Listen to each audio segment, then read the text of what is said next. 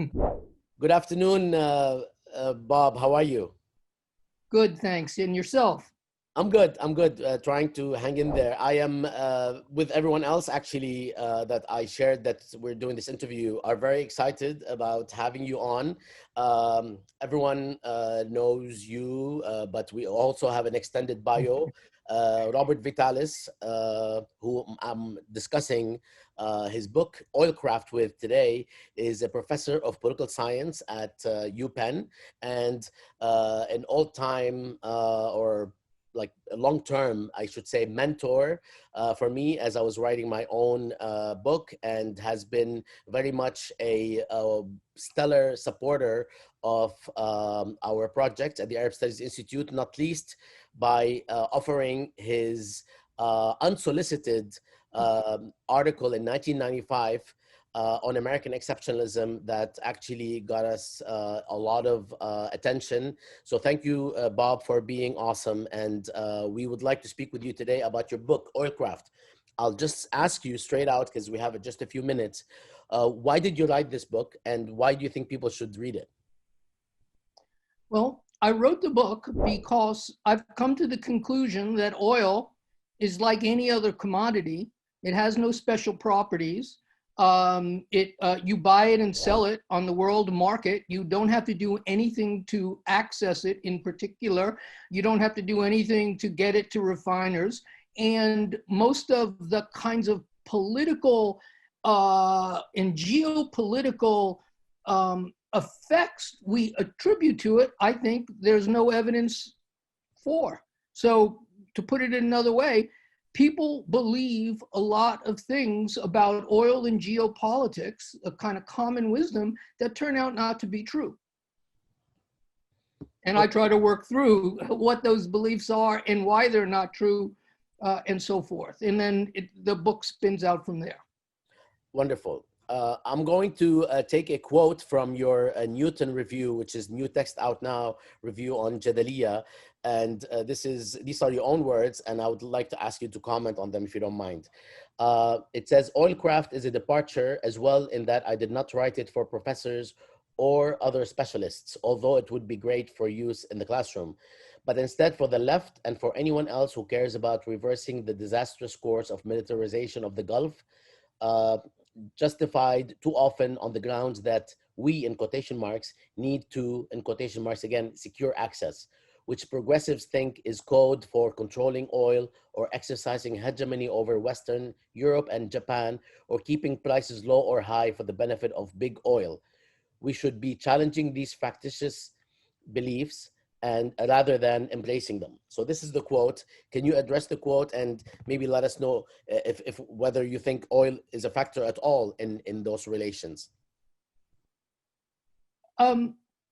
Well, I think the quote actually kind of speaks for itself. The left is wrong about what they presume about oil, or put it another way, they presume many things, but have never provided evidence in support of these claims. When you seek the evidence for them, it turns out that they are incorrect.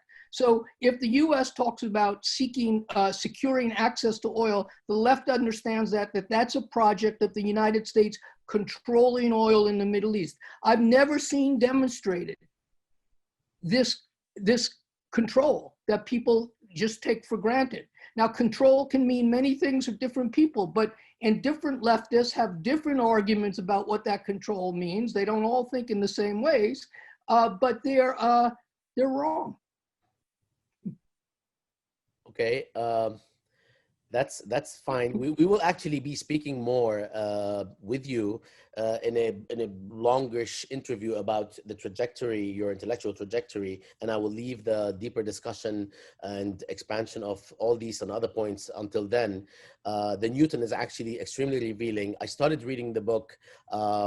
I couldn't finish it because I called you as soon as I saw that it's out, and it's really important to read it for many reasons, not least the way you come at the topic with the background that you have in terms of the archival work you've done and beyond.